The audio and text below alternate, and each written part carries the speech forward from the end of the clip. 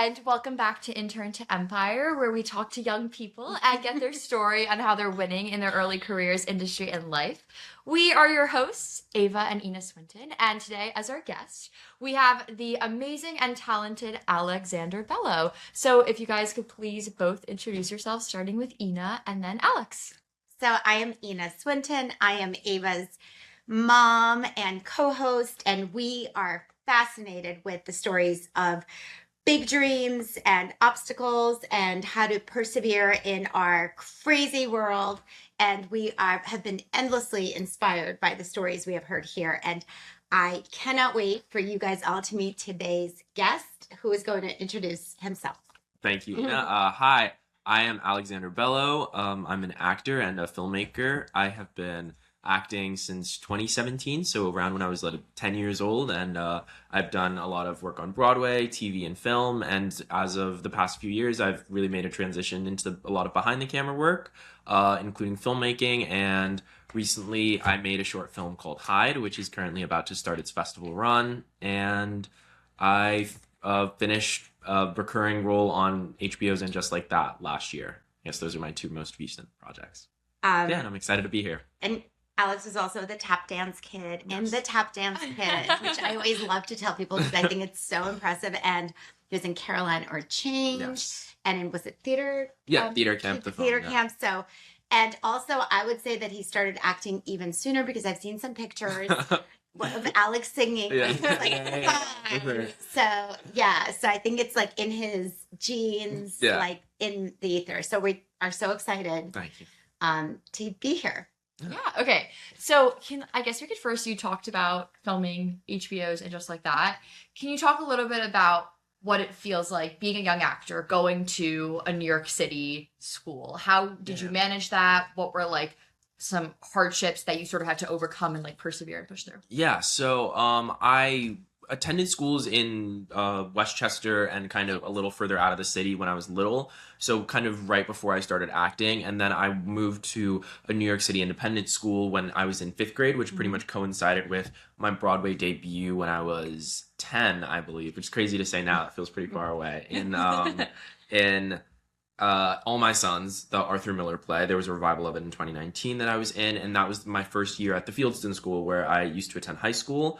And so that was a really interesting experience because it was my first time really navigating the work-life balance, I guess, which is fun to say when you're 10. But it was really interesting because when you do film or TV specifically, you kind of go away for a set amount of time, unless you're recurring on a show that shoots for a while. But you do a movie, essentially you kind of leave for a month or 2 or 3 even, and then you come back. But when you're working on Broadway, it's only a month-long rehearsal process. So essentially, I think for All My Sons specifically, I believe our run started in mid-March, maybe April. So I probably left 5th grade at the beginning of March and was gone until the beginning of April. So you're essentially gone all month, but you don't work Mondays. So you come back Mondays. And then once the show's running, it's really just a night thing. So you're kind of navigating being in school all day and then coming home, getting as much work as you can do. And then you're in the city at the theater until 11 p.m., which is really kind of a strange experience when you're really little, but it became a lot of fun, and it, means you can't go to this thing or that sleepover, but I think it was such an enriching part of my year, and it was something I dreamed of since I could remember being cognizant, so to achieve it at such a young age was a big gift. Also, in that first show, I didn't have a particularly large role, so it was kind of easy. It wasn't too painful. So it actually sounds like so much fun. Everybody's sort of going to sleep and you're in Manhattan. Yeah. And there's big lights and it's really sort of the dream. It definitely, right? It felt cool. Yeah. It was also because it was the first time I was allowed to drink coffee, which was very exciting to me. Oh my God, that's early. Yeah, because I had to stay up, and I was hysterical. Yeah, so that was really. What was your drink? That was exciting. Oh, it was literally the sweetest, most least. No, literally, there was a Starbucks across the street, right? Because we were in the American Airlines Theater, which is now the Todd Haynes Theater after Todd Haynes, who rest in peace. But there was a Starbucks across the street, and so we'd always get these caramel frappuccinos with maybe I can't imagine there's a half a shot of espresso in there, and then it's milk and sugar. I feel like this sounds like my ideal childhood. Yeah, I yeah. was like in the Soviet Union. Like- There was no frappuccinos. No, that sounds literally like Yeah. if you could have a dream childhood. In Yeah. fact, this is your. Well, I remember It's a children's book here. Alex. Yeah, literally. I love this. Yeah. Like with your coffee, I could just imagine you like coming in from Westchester. Yeah, it was. Whatever. Okay, so now how was it different? So after your first Broadway show, Mhm. how was it different to transition into film and TV? And how did it maybe affect your routine that you sort of started getting into and like that you got comfortable with Yeah. the show? How did it change when you went into a TV show, which was very different shooting schedule? Yeah, that was very different. I think the first show I did some like guest star spots here and there, and then I had that was very different because it was interesting to be pulled for kind of one day at a time with less notice. Yeah. So it would be, I mean, sometimes it'd be, a week or a few days at a time, but that was definitely, I think it was different because there was less consistency and it was less the same people. Mhm. So I don't remember. I think it was early middle school was when I did my first show where I was coming in and out. Mhm. And I think that, and then of course when it just like that started, that was pretty easy for me in 7th grade, especially because of COVID.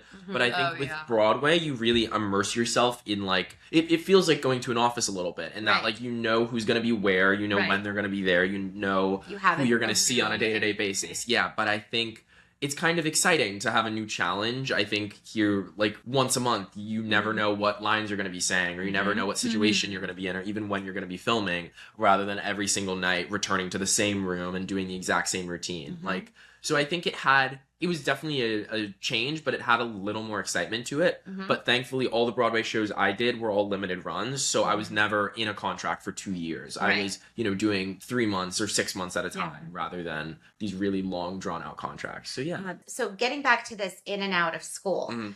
I've never done that Yeah. specifically. So I've been on the other side of like taking my kids in and Yeah. out of school.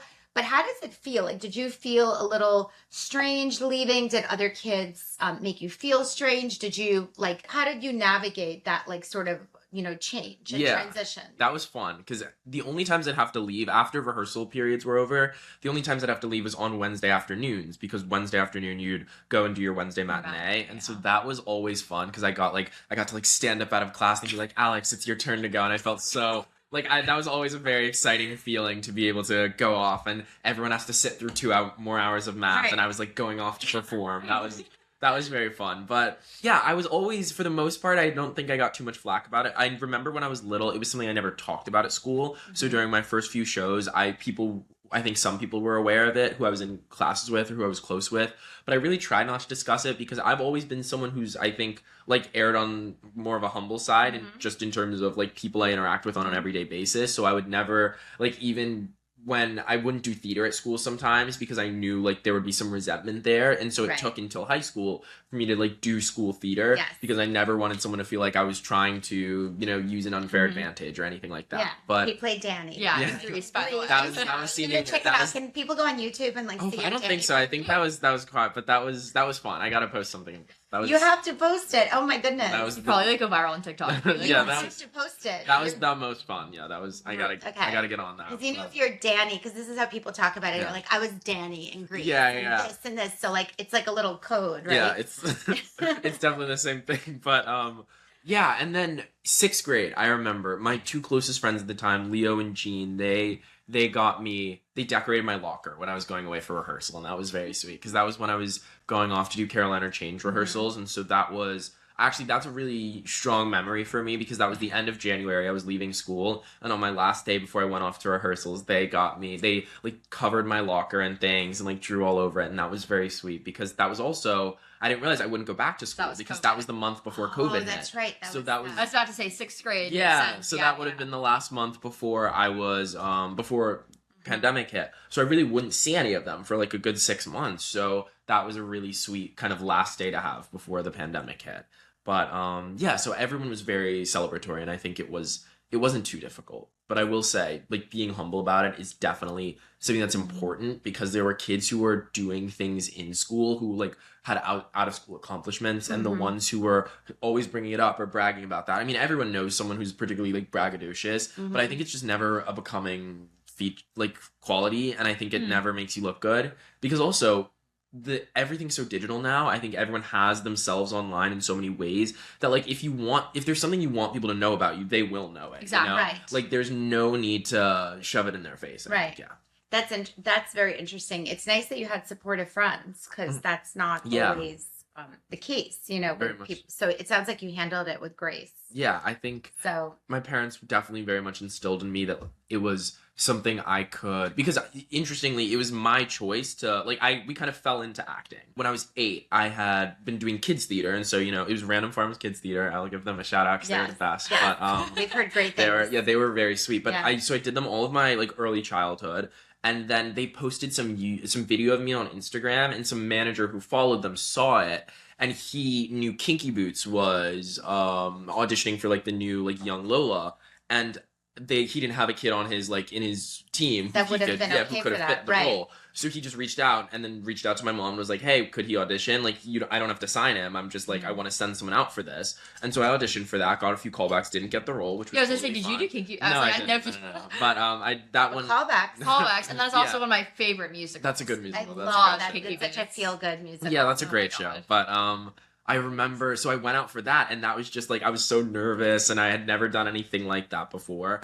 And then he had like 2 more things he sent me out for. I remember I auditioned for Mixed Dish. Remember when they made the spinoff of Blackish about Yes. Tracy Ellis Ross's character's childhood? And I auditioned for that. I think I got a callback for that. So I was just like, this was so crazy to me because this was my first stop, and I was always getting callbacks. Right. So I was like, is this what it's always going to be like? It's not, but it is. It was fun. And then the 3rd audition I went on for him, and again, still not signed. He was just had stuff and was like, I want to send him out. I like this kid. My mom was open to it. And because her big thing was she had heard so many of these horror stories about child actors. You know, everyone knows the Lindsay Lohan story. Yes, and things Yeah. like of that. course. So Yeah. Shirley Temple story. Yeah, so she never wanted, so she knew I loved acting, but she was like, you can act when you're an adult. So she never felt a need to like push me forward. But I was just into it, and he seemed like a good guy, so everything was, and still my manager to this day, lovely guy, John Mara. But He's very famous. yeah, he's great. Yeah. But then I went out for All My Sons, and then I got that, so that was really sweet. Wow, booked your 3rd role? Yeah, booked my 3rd role. That was cool. Actually, this is a great segue into talking about what happens later on, Yeah. which is actors have to get used to, we don't call it rejection. Yeah. We call Redirection. it redirection. Right. Or just The Norman Lear or just quote. yes, the What's over his next. quote? We call it Over over next. next. Or like I actually just heard a great one, which is there's another bus in 5 minutes. Yeah. So Well, That's so anyway, true. how do you deal with just not having things go exactly how you might want them to go at Yeah. that moment? Like, 'cause- That's a great question. I think you have to get good at that if you want to do this seriously, because even like until I think you get to the point where you're Nicole Kidman or where you're Denzel Washington, there will always be something you can't do. I mean, like, think about some actors who we like adore and respect. I Right. think about people like, I want to think of someone recent, like Odessa Zion, for instance. Yes. She's very talented, and last year was like this huge year for her. So she, in our minds, as just like people with the internet and who see movies, we're like, she's everywhere. She can probably get any role she wants. But I can guarantee you there's some role she went out for that she wasn't able to get. So even people who we think have like this great work behind them and who are like blowing up. I mean, think about like Indy Navarrete, who just blew up from Obsession. Right. We think she can get anything she wants right now, and I'm sure her inbox is blowing up, but I'm sure there's something that's She just out of wants, yeah. reach. It's like Wicked, right? Like Yeah. all these people auditioned All for these Glinda, talented people right? went out, You know, yeah. like was it Amanda Seyfried, Seyfried, yeah. Right. So that's a good story. She's amazing. Yeah, is she? I think she has an Oscar. Does she? She's an Oscar nominee. yeah, I think she's She's- an Oscar. Yeah, Like all those incredible Mamma Mia movies. She's Yeah, just she's- so talented. And then she was like, "Oh, I auditioned and I didn't get it." And I was she like, was Yeah. auditioned till the end. Exactly, She auditioned a lot, yeah. and then it went to Ariana Grande. which So- by the way, amazing. But yeah. like, So there Yeah. will always be redirection, like I feel like for everyone, and so getting accustomed to it, I think, is a big part. For me, I just often think like, and it took me a while to kind of adjust to it, but where I've landed now is like, okay, that's fine. Like I just literally, I sometimes say that to myself, and then I just think about myself from 20 years from now. I've been someone who I've always been driven by a very clear vision of my future, and that's an interesting thing to me because I know that it's always something you have to desire for. Like, no one can see the future and everyone has what they want out of life, but I've always just had this very kind of singular understanding of where I think my life is headed and like the things I want to accomplish. And so I've always known that there's no singular role that is ever going to make or break my future. So it's like, for instance, if I went out for like, let's say they were making because like what's like a dream role or something. Let's say they were making the Miles Morales. They're bringing him into the MCU, so they're casting for this live action. Yes. Let's say I go out for that role, right? Let's say I got 5 callbacks and I didn't get it. That is a star-making role. That is undeniably a role that's going to make someone famous. But that's not the only role that's ever going to exist to make someone a star. Yes. So it's like, if that was my path, that would be amazing. But it might not be. Like, maybe, because think about it.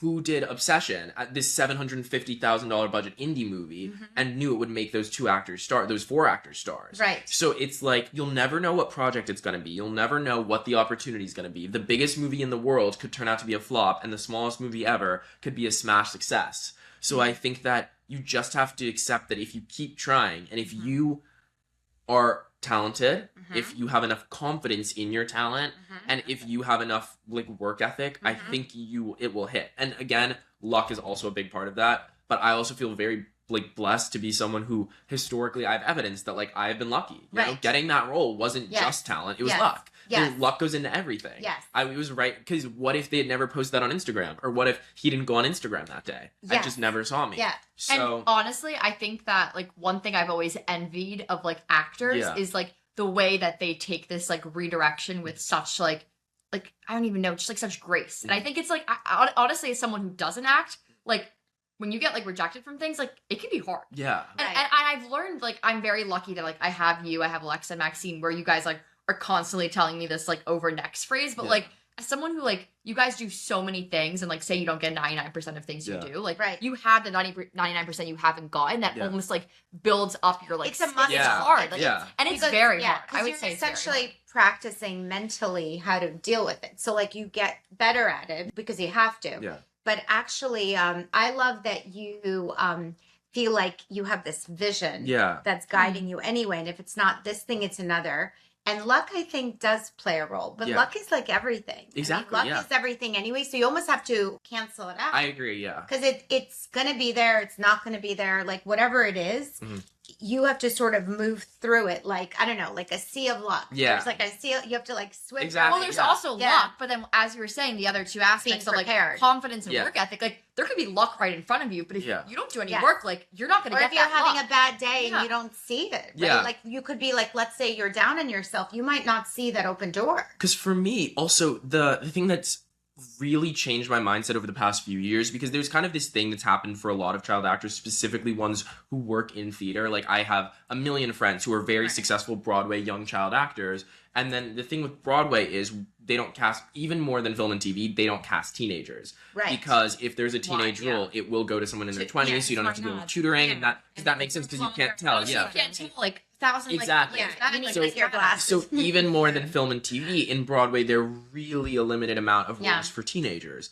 And so I have had like less work specifically in the theater space, and I've been very lucky to have like enough projects here and there that I feel like comfortable and I'm able to exercise like, you know, just my acting, you know, creativity and just my muscles enough. But I feel like I've certainly like worked more, I'd say, in like the time from right before COVID hit, like mid 2019, right up until the end of like 2023, like I didn't stop working. I essentially worked like consistently for a good 3.5 years. And then obviously the last 2.5 years have not been like that. It's been smaller. It's now like 6. Yeah, it's been smaller projects here and there, but you've also had a great time focusing on your own, exactly, which is a great segue. So part of this vision, and Alex next year is going to... I'm going to USC Film School. Which is literally like the top of the top. And it reminds me, I remember we were very young when we heard Lin-Manuel's story. How young were we when we heard like I think when Hamilton 2011, out, it was Into the Woods. It was In the Heights. Yeah. But the story became Bring It On. famous. It's actually Bring It On, by the way. The story became famous later because everybody was like,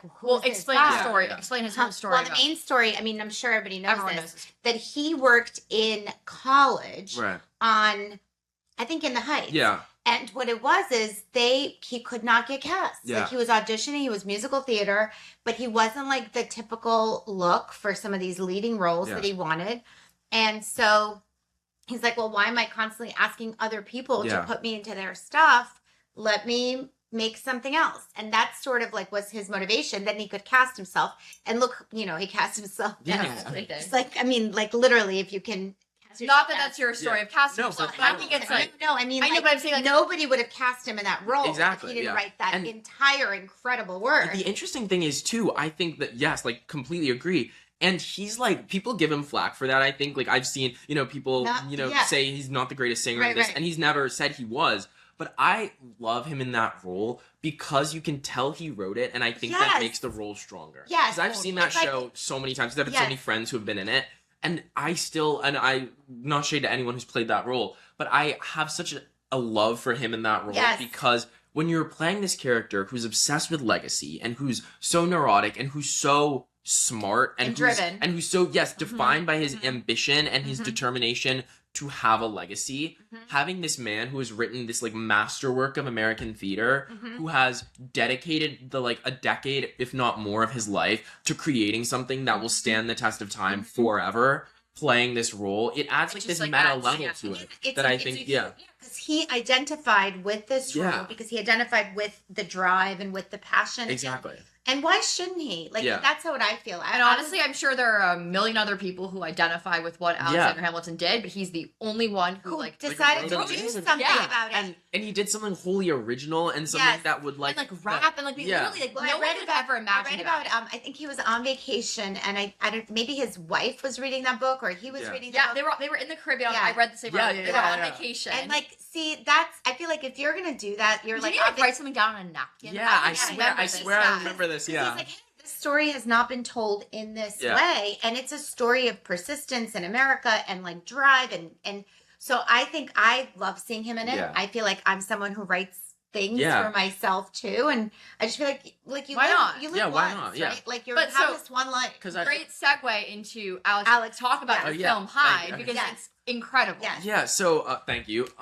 I've always been on that like minimum point. My mom has always said to me, since I was very young, she was like, she was like, Alex, you love to write, you love to tell stories. She's like, one day you are going to write stories for yourself. And that was something I kind of, you hear your parents say a lot of things when you're growing up, but it was something I never really thought about until I wasn't working as much. And so interestingly, the first film I ever wrote was while I was still on Carolina Change. It was me and my good friend Samantha Williams, who is a Broadway actress. She just did Pirates of Penzance, I think. We became really close during the run of Caroline.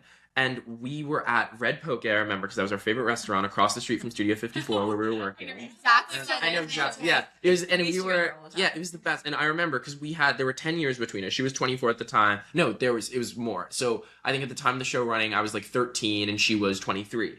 And so we were talking and we were like, we should make a movie. We just loved hanging out. And we were like, we should do all these things together. And she was like, we spent ages talking at this restaurant and we came up with this whole idea for this movie about these siblings with this 10-year age gap who are estranged. They lived across the country and then their parents died and then they had to like move together, and like the older, like the one who was in her 20s had to take care of her little brother, and then it was like this whole coming of age film about like them like reconnecting and like grieving together, and it was honestly it was a good Sounds like a idea. good idea. Yeah, it sounds like a good movie. Yeah. And then at the age of 13, I spent the next year writing this 156-page screenplay, which is Okay. too long. Wait, Too, wait. No, like, I this- can't That's imagine like that's like a mini this- series. Yeah, this pregnant, like overly long movie, and I remember, but it was like, so much joy was brought by that, and it was around the same time my grandpa passed away, and so I was just having a lot of familial conversations about grief, and that experience brought me so much because it was the first time I had ever put that much of myself into something. And it was the first time I had realized that, like, writing could be cathartic. And it was the first time I had realized that, like, I was writing these roles for me and Sammy. And it was like, I was writing, they were supposed to be, I think, 15 and 25 in the thing. So 2 years older than us. And because in my head, as soon as I wrote this, I was like, we're sending it to A24 and it's going to be produced. And I was like, and I'll be the first 15-year-old to win the Oscar for Best Original Screenplay. I was really gung-ho on this. I was like, okay, so the movie's done. It's going to be made right now. Like, I was very confident about that. But the funny thing is, it was the first time I realized you could craft a vision of yourself with your own imperfections and your own desires of who you want to be all into a character.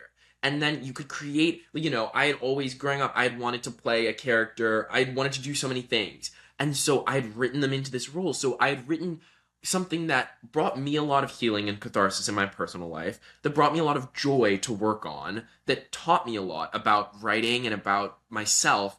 But then it also, if that movie had been produced per se, I would have written myself my own acting dream. I'd written a dream role for I myself. still think you should go back to this. Oh yeah, I'm circling This back is to the there, screenplay. it's there. You're circling back to the screenplay. Never disappear. Maybe, Yeah, maybe, no, you no, just, no, yeah, never. maybe you just play young. Yeah, you'll just play young. You just no age it movie, up. yeah, Maybe no the movies older. ever get finished. But it was Yes. no Yeah. script is ever done. But Yeah, I think that Yeah. I think that it was the first time I was like, whoa, and that changed everything. And By the way, since great then- script there. Script I wrote at the age of 13. Yeah, and but- then now you're starring. now- It's a great idea. And actually, Great, that's yeah. that's what writers do.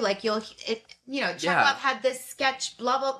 Yeah. when he There's was Shakespeare Yeah. plays that we found out he wrote when he was much younger. Yeah. And he just published them years. and Yeah, years I mean later. that's how writers work, and you come back to the same themes that Yeah. you're always figuring things out, and also you could change the trajectory Very of much the so. character, right? It's like you, but it's like a you in a different journey. Yeah, Paul So- Thomas so- Anderson yeah. tried to make one battle after another for he was trying to perfect Yeah. the script for Mhm. 20 years. Right. And so it's Decades. so many things stay when when the idea is good and when it means Yes. something to you, it doesn't leave. I mean, You your can't let it- projects right, you've been right, working on for exactly. ages, And I'm right? finally seeing it to fruition. That's My great. thermometer project. I love- Anyway, yeah, It's literally. It's Yeah. been, I'd say it's what is it? 8 years in the work? well, 6. I started writing it as a novel in 2020, and then So 6 years in the Yes. work, and we're filming it in October. Yes, So- exactly. That's so but it's exciting. sort of I had to do all this work Yeah. while this was sort of my project. I'd bring it out in the car and in Yeah. the morning, just writing in all sorts of different places. And Yeah. so and it just doesn't leave you because it's your psyche, right? It's the things you see in the world, it's Yeah. the things you want to accomplish. So how did this so tell us about your the work Alex yes. did this year, which is tremendously Magnificent. So tell us about High. Yeah, I went on a tangent there. No, Apologies, that but, was a much but yeah, needed yeah, tangent. yeah. Never But- learned that The story. tangent is that you started when you were 13, Yeah. and then if you take us forward to Hyde, and then Yeah. anything in between that led it's to that. very much. Yeah. So Hyde is the film I made this year, produced by Alexis Winton as well. family. But Yes. We haven't had Alexa on the podcast. Well, actually, we were yeah. thinking about that. Maybe I'll be Yeah, like we a were. Yeah. finale. But yeah, so that film is a short we created this year, and it is, I'd say, my most meaningful project to myself yet, and the project I'm proudest of. So it is a horror thriller film that follows Aja and Sol Henry, a mother and son who come to conflict. Sorry, I've immediately gone into business. I love it. Get into Yeah, it.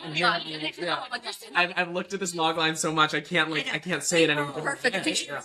Did you make 500 log Oh, lines together? 1,000 log Yes, lines. because we Yeah, know about log lines. until Yes. it's just right. And then you Sounds have, like a the jewel. two variations, Yes. just in case you have to put it in different places. Yeah, no, it's been log line. so. It follows Aja and Sol, this mother and son who come to conflict over how to best handle this tragic family heirloom, which kind of is uncovered, and they both have very different intentions and understandings of what should be done with it. And that's kind of the simple, easiest way I can say that. And that's the way we put it without giving away too much. But this film is, like I said, a horror. It's a thriller. But it is truly, I'd say, a family drama about the conflict between mother and son, which represents a lot more than just these two individuals. To me, it's about racism, it's about capitalism, it's about the long-lasting effects of slavery on African Americans through the modern day. And this all sounds like very heavy material, which it is. I think it's a very dark film, but it's also, I think, is haunting in a way that feels important to me. I think that it is it's a very entertaining film to watch. I believe it's thrilling, and the horror elements I think add a lot to it. In some places, it's darkly Mind funny. you, terrifying. Yeah, Terrifying. It's- I sat there it's- and I was like, Thank you. I think it's darkly funny in many ways, and especially in the back half of it. But I think that it means so much to me because it's representative of this conflict that I think so many Black people in America and across the world face, which is that often your own monetary success may be asked to come at the price of your own exploitation and the exploitation of yourself and your people. And so I think that this film challenges the generational ideological difference between my parents' generation or the generation before them believe should be done in terms of the things that you can allow yourself to do to find success in America. And the way my generation, especially the men of my generation, I've seen this change in opinion on how to best get ahead and on the things you're willing to sacrifice and on the things you're willing to do in order to find the success that we all crave in this country. And so it is something that was based off an idea that I had 2-ish years ago in this conversation with a friend of mine back when we were still in high school, when she had taken this class and she had learned about this very dark chapter of American history, which I guess we'll get into in a little bit later in the thing. But and she had told me about it, and I was so like uncomfortable. I'd almost made this kind of awkward joke, and then she didn't find it funny at all, and she was like, no, that actually happened. Like, this is, and because we were in this space where we were always joking with each other and we were making light of some kind of dark things because just we found a lot of community in that. But this was something that we all kind of got goosebumps talking about. And this idea, I just remember at the time, like, sitting there and thinking, God, this, like, needs to be a movie. Because it was something that us as, like, well-educated, like, young Black people who had a very robust education regarding American slavery had no idea about, none of us had heard of. And so we were like, this needs to be something people know about. And so, but I just remember on a feeling level, getting, like, goosebumps talking about it. Like, it made me sick. I felt, like, ill thinking about everything that went along with this thing. And so it was an idea that kind of marinated for 2 years, and it took me a while to figure out the right characters to tell it in and the right format for it. And I just remember once these two characters came to me and once their world came to me, everything clicked. And I wrote the script. I wrote the 25-page draft version of the script in about like a month or two. And so, which is pretty slow for 25 pages, Right, but it came out mostly in like a few days, and then it was just tweaks from there.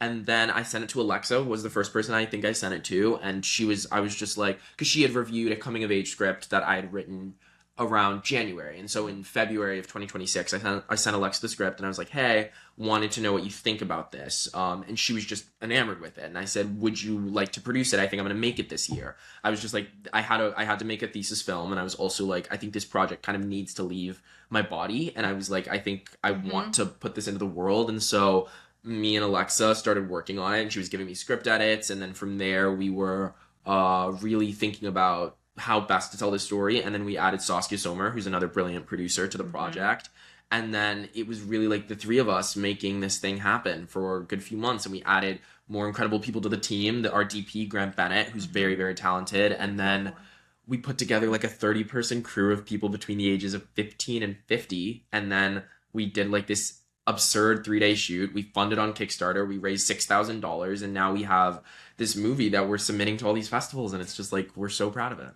What an incredible story. And did this all while in high school. Yeah, we did this all while finishing in high school. Senior spring, when most people are very checked out. Yeah, so this was very fun for me because it was, I was dealing with the college process and making sure I could go to USC, and then, I also had... No, they haven't seen it yet, but they will be seeing it soon, and that's very fun to me. So what about USC? What was that's it. Well, first of all, we're so excited because this will end up being a feature, I'm sure. Yeah. And this will probably be like your USC feature, or maybe you'll do it. I don't know if you can do it outside because USC likes to own all the things this is with their equipment. Yeah, this is something that the reason the festival run is so important is because we want as many people as possible to see this film, and then I want to take it to feature. I think that when I think about like my going back to Lin-Manuel Miranda and like legacy and Alexander Hamilton and all of that, when I think about like how I want to introduce myself to the world as a filmmaker, this story feels so true to that. And I'm not saying like if someone sends me a script, that's great. And that happened last week. My screenwriter friend sent me the script and was like, will you be the story editor on it? And I was editing that, and I was just like, God, I hate that there's a director already attached. Right. It's the most brilliant script I've read. I was like, this can be my debut, but no. But the reason this story feels so important to me is because it feels like an amalgamation of so many of the ideas that are interesting to me. It's horror, which is great, and one of my great for a debut as well. And one of my favorite genres. But then also it feels young and angry and different, and that feels important to me. It feels like it speaks to where the world is now and where I am and people like me, whether that be age or race or gender or anything like that, are right now. And I think that it's something that feels like the perfect time capsule for like this time in cinema, in politics, in everything. And so I want to make this film. Yeah, it sounds amazing. It's funny because my film that we're doing, The Momager, is also about the American dream and trauma and how do you get ahead and how do you rewrite your story. So it's really and how do you deal with things that you inherit that Yeah. are traumatic. So okay, talking about USC. Yeah. Tell me about like why, well, obviously I know why USC, but tell our viewers why USC, why you were drawn to it. Yeah. And like what you're looking forward to. So when I was thinking about where I wanted to go to college, my good friend Shahadi Wright Joseph, who's an actress and a really brilliant screenwriter, she attended there for her freshman year of college, and we did the tap dance kid together actually. Yes, I and saw then her. She's talented. talented. She's brilliant. Yeah, I think she was in Lion King. Yeah, she was in Us right? too. Yeah. She's Us. one of my favorite Did people on we the see you in planet. Tap Dance Kid as well? Yeah, she was there every She was performance. there. Yeah. She was there. Exactly. She was really good. Yeah, she's this like ridiculously talented person who I'm so happy to have in my life. But she went to USC the year after we did that show, and so I visited her. And when I was shooting this short in LA, and so she was just like this. I could like see my future. I was just so enamored. She was just glowing, Right. and she just seemed so cool, and she had ideas like coming out of the walls. I was just like, she's just so immersed in this space of creativity, and then the proximity and the fact that I was also shooting there at the same time because it was my first You time just shooting felt in like, LA. oh my God, I'm meant So I was to just be here. yes, it was just like this Yes, big Hollywood. yeah. You know, There's it's something about LA that does have Yeah. that like open feel. Like There- when you're yeah. driving down Sunset Yes. and you see these crazy Yeah. like billboards Yep. with all these people, but also Exactly. palm trees and Yep. the sun, and That's there it. is this feeling of possibility. I Yes. think in Los Angeles, and you know, despite all its issues, Yeah. like it's got this like physical like and historical, Yeah. I think, tradition of like dreaming. very much so. I Yeah. think, and it's funny because New York is the city that, like, I am a New Yorker through and through. Yeah. You know, this is the city where I was born. This is the city. If I don't die in New York, you know, if I'm in Paris and I have a heart attack, like I'm getting get on a plane to New York. Like, this is where I gotta go out. But it's like, it's very. So I feel like a New Yorker, and the spirit of New York feels like very tied to who I am. But I think LA does have that feeling of possibility. I think, especially when you're from here, and I think that the proximity to Hollywood, and there are so many different aspects of it where I can just picture. I feel like I'm someone who values change a lot, and I actually really love feeling like evolution and change is like something that's actively happening in my life. And so getting to go somewhere new and like say like I was able to move to LA and really start the next phase of my life and career feels very important to me. And that school was just, it was in a great location. It's a really beautiful campus. The resources are ridiculous, and Right. it just Especially felt like, that All the program. alum, Yeah, the studio. it's- You guys yeah. have like a studio It right just- on there. yeah, it filled me. That was one of the first times where I felt like that was one of the moments where I was like, I'm going to be a filmmaker. Like that felt very key to my journey, and so now getting to spend like however long there will feel just, I think, beautiful. And Right. that feels like the right. That feels like the Right. right. It's thing like for me. the embodiment of what's Yeah. possible, because I think you're so fortunate to have had this support from your family, because Yeah, so yeah. a lot of people outside of the industry really feel like, gosh, how does anyone even believe that they can Yeah. do that, or can people do that? It almost, there's like an Yeah. us and them, No, right? Like, yeah, in a way. like the idea of, I feel so lucky because I am someone who's like, I'm by no means famous. I'm not as successful as I want to be yet. But Yet. I think that like I don't feel like I have to break in, which is very lucky. And I do, but I feel it doesn't feel like such an uphill battle to me. Yes. I feel like I have a good base of knowledge already, and I know so many talented people who are always so helpful, and I feel like it is so lucky to be in this position and to be not feeling like I'm starting at square zero. And because breaking into the industry is like this massive problem where everything feels so internal, and people are like, when are they ever going to give opportunities to someone who is the most talented actress? I mean, Angelina Jolie gave that beautiful speech where she was like, there's a woman across the world who can make better movies than I can, who can do the exact same thing I can, but who's just not afforded the same opportunity. And I think I feel so fortunate to have those opportunities. And so going to Los Angeles feels like such a massive. It's an opportunity. I think that's interesting. That you have the resources like inside you to know that you can, dream that. Well, then I thought when you were like, we're going back to early in the podcast, and you said your mom like was sort of aired on the side of caution with child acting, and then she was like, well, Alex really loves it. I think about like all the kids whose parents were like, I don't have the time. Like I see, like I don't have the time to take the auditions. Like I was reading books about child actors in the Soviet Union. And it's my favorite books. So like, think about how lucky parents. Like when you have parents who are like willing to like devote so much to like a child's passion, like you are like everyone's Yeah. so lucky. Like But even not- people who do like high performance sports. It's just like Yeah. you have parents who are like willing to Yeah. like Yeah. give you so much to do your passion. You do really always will have a Right. leg up. Truly, And yeah. sometimes parents don't know any better. Like, you know, it's not that it's the, It's not anything you know, you against sort of them. have to take it as you Yeah. find it, right? Like maybe not everybody understands that the arts, you know, is a possible path. Yeah. Like people just don't Well, it's know, still, you know, like- or And maybe it's still like there will always be a stigma against like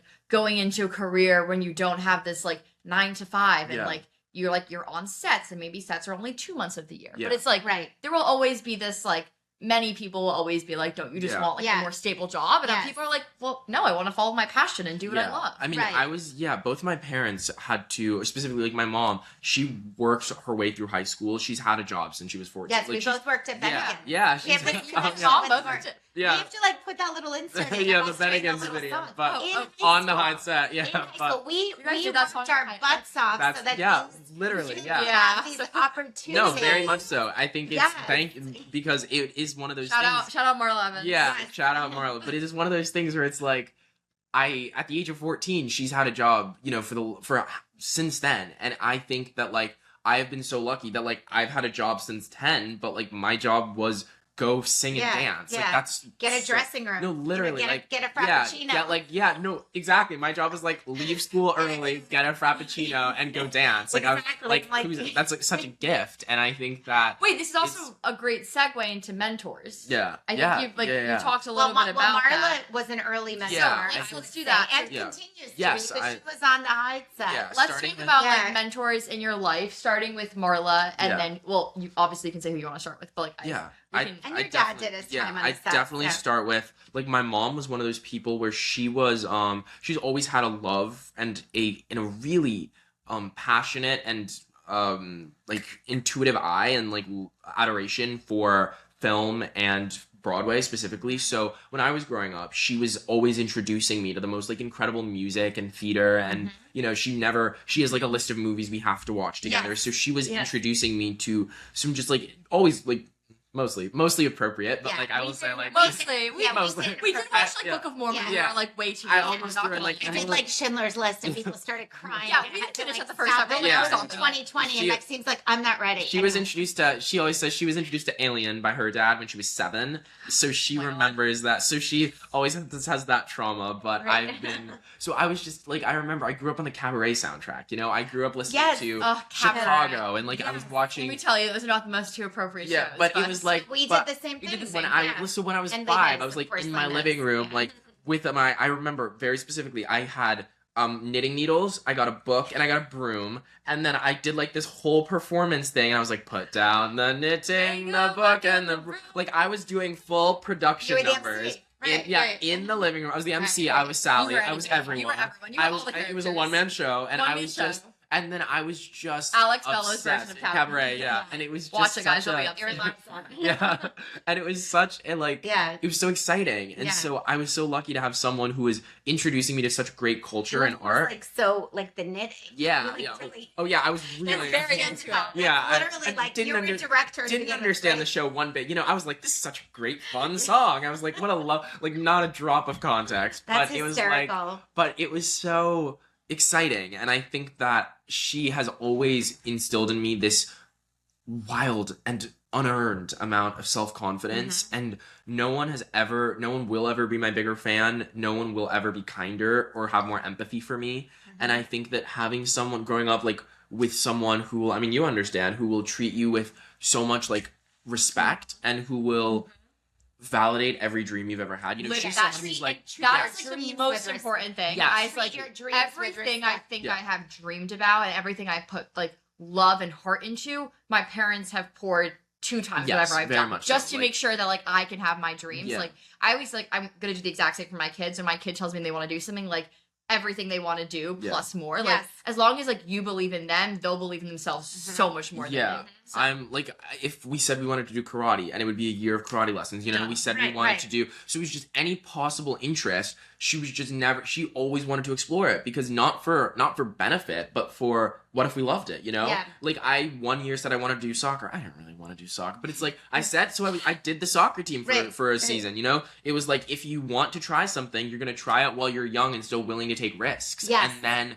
the thing that ended up hitting was like acting and singing, and dancing. And so I was just blessed with Which might have been like love number 8. Exactly. It didn't matter to your parents. So It was I was truly given the gift of trying everything, and then the thing that stuck just happened to be something that I was able to do on the professional level. But it was like I don't think I was someone who was born with this like ridiculous, that nature versus nurture conversation is always brought up, and I think nature is a part of it. But like if you find a video of me singing from when I was 8 versus me singing from when I was 10, it's a different voice. Right. And again, through the lessons. And yes, through, like, all exactly. the training lessons. I was given like lessons the are gift, important. and I was lucky enough to be able to like train under Chris York, my vocal coach, is like this brilliant man. And if you watch me dance at 10 versus dance at 16 after like 2 years of intensive ballet, I was a different person. And so it was like being able to have the resources and someone respecting your dreams and your desires enough to like put the time and the time and the money forth to like make that happen. Yeah, and work your butt off. Is such a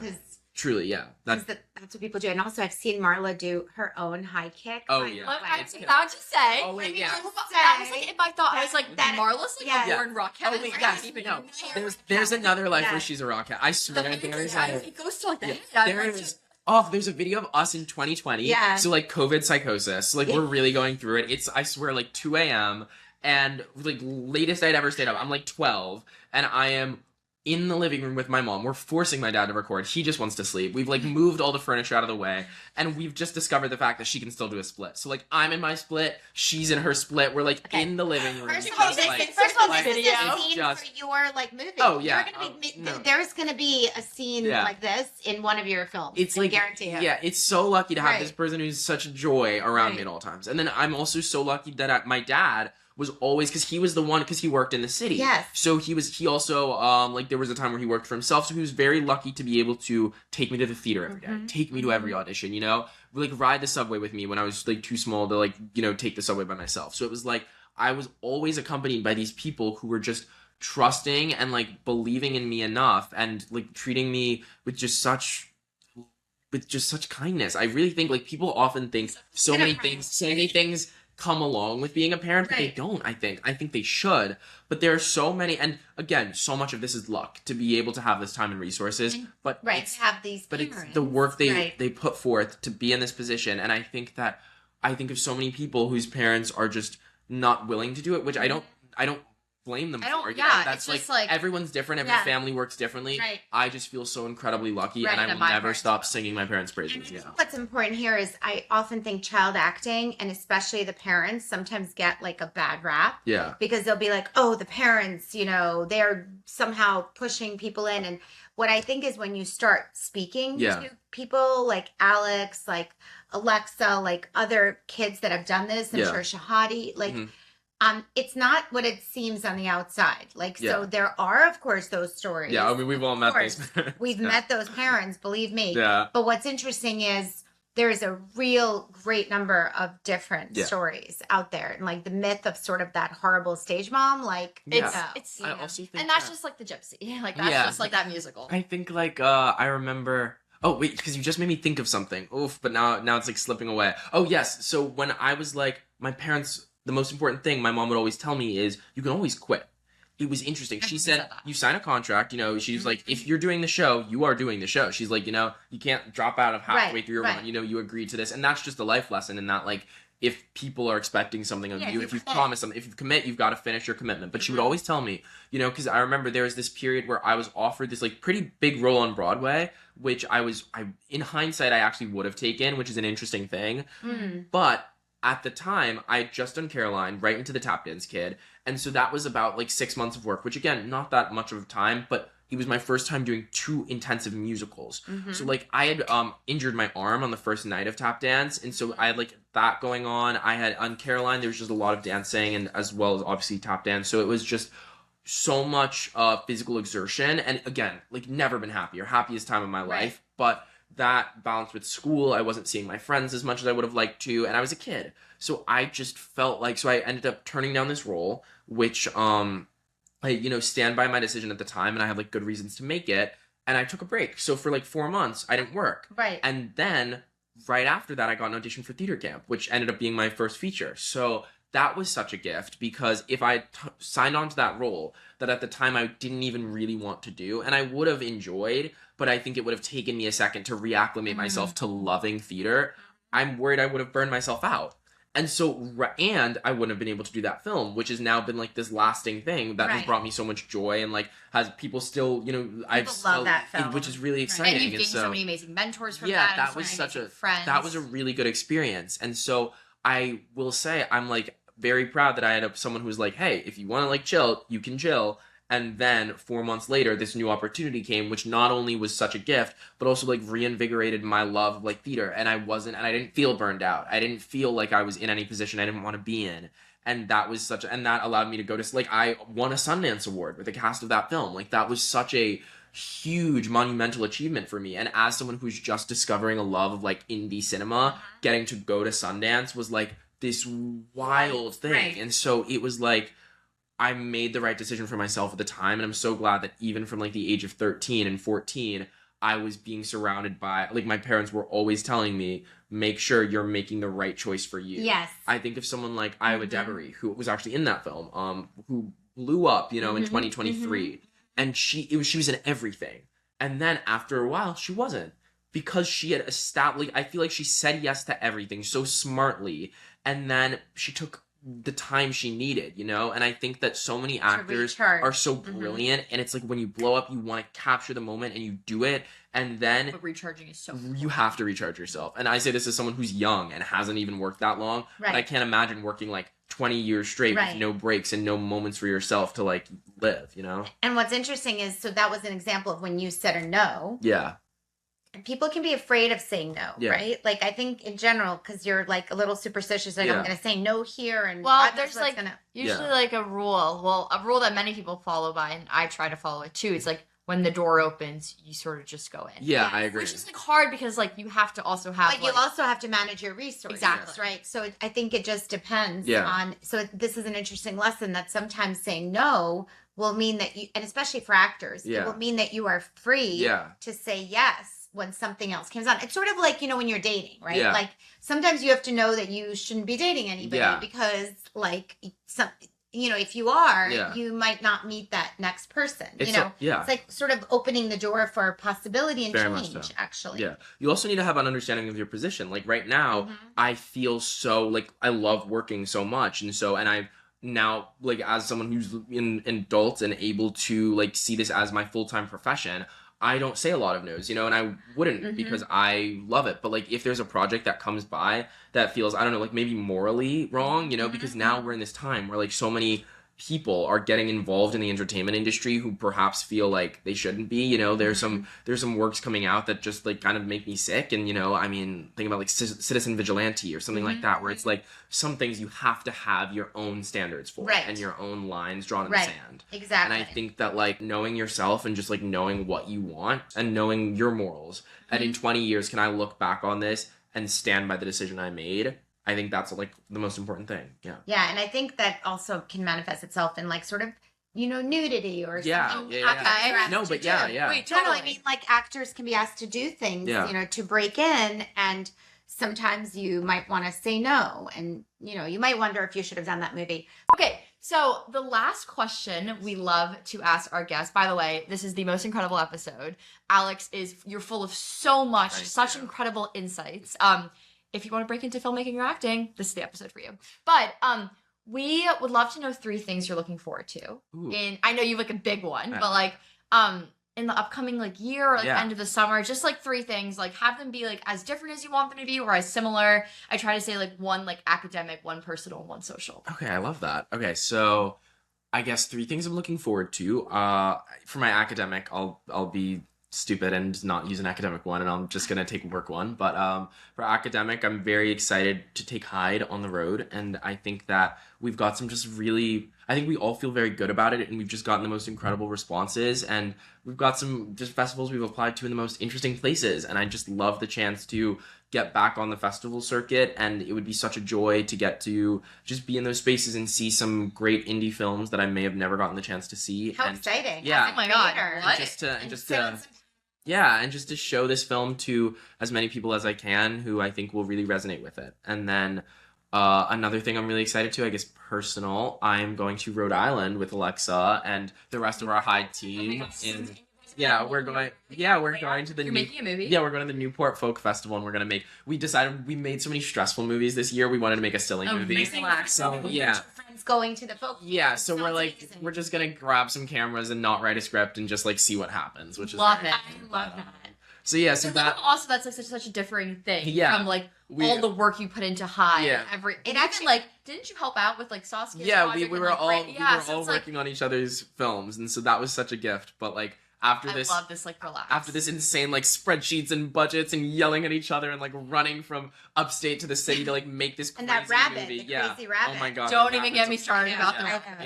Yeah, they were both but there was some rabbit, but anyway. But it was that was nuts. But Don't spend $500 on a rabbit on Etsy. it will be a guinea pig. Yes. But so I'm very excited to go to Rhode Island with those people because they are some of my favorite people in the world. And then lastly, I get credit for finding that guinea pig. yeah. Guinea pig. Yeah, wait, you guys are both in the Yeah. Okay, great. That's right. We have the crazy frozen. Oh yeah, because we had to call them. Yeah. People kept Oh my calling God. in these butchers. And they were all like, "What is wrong we with had you?" to- They we were ended up going calling to- for like frozen dead we bodies. just needed a dead rabbit. Yeah. We couldn't get it, We but couldn't it's get fine. it. The movie's fun. Yes. About it. The title card shot Exactly. works. But Yeah. but and lastly, I am very excited to move to Los Angeles. That is like Oh my the biggest, goodness. Yeah. That sounds amazing. I wonder if to our viewers who, may feel like, oh gosh, like I did not do the tap dance kid when I was, I don't know, Right. like a preteen. Yeah. So, what do I do now? What do you have some advice for people who are really interested in acting, making movies, and maybe they feel like they did academics, for that many years? Like, what is some quick advice you have for people? Make friends, interestingly enough. Wait, two things. Make friends and do it, weirdly, because the thing for me that is so liberating about being a filmmaker is that no one can stop me from being a filmmaker. In that, like, even one day, if like, if something happens where you make a film and, we know so many films that labor in development hell or that get shot and shelved, which is so scary.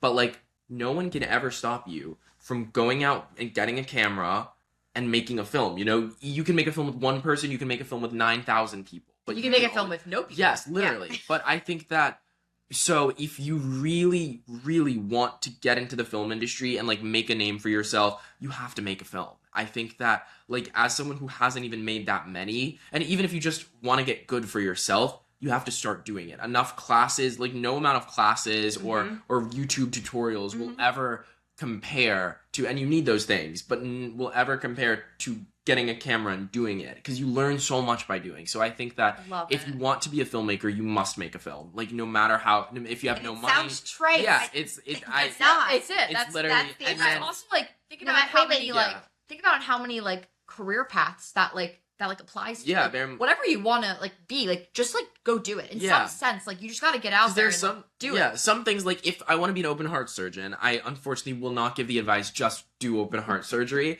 maybe go to med school, but like maybe though. Maybe just like maybe. Yeah, maybe only like if you're really feeling it. But I think film is such a gift because you just need like a story, and sometimes you don't even need that. You just need something to film on. And also, actually bad. The first film you make a bad film. As you want. Make a bad film. Yeah. So I love that. So or like write a bad script just so you get it out of you. And then on the make friends part of it, it's that especially with acting, people are always making projects. People are always collaborating. Creative people will always find each other. And like having this community that we worked on Hyde with, like Grant, Saskia, Alexa, and the rest of our beautiful team was like such a gift because we started sending each other scripts and working on projects and have you seen this movie and this, that, and the other. And it just, if I was someone who had never acted before, but I was desperate to act, I know that Grant's gonna make something. So if I like want to role in a short film where I won't get paid and maybe the script's terrible and maybe it's great, it's Grant, so it will be good. But it's like, that's a chance to do it, and maybe someone will see that and then cast me in theirs, and maybe from there it's something there's the luck. So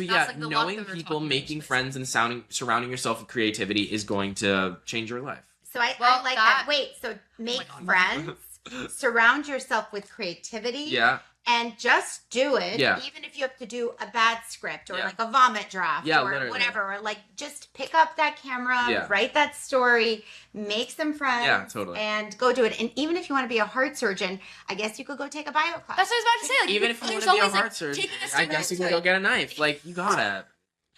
Anyways, and then thank it'll be you. a horror movie. Yeah. Oh, and then you'll become a filmmaker. Yeah, exactly. It all circles It all circles back. Okay.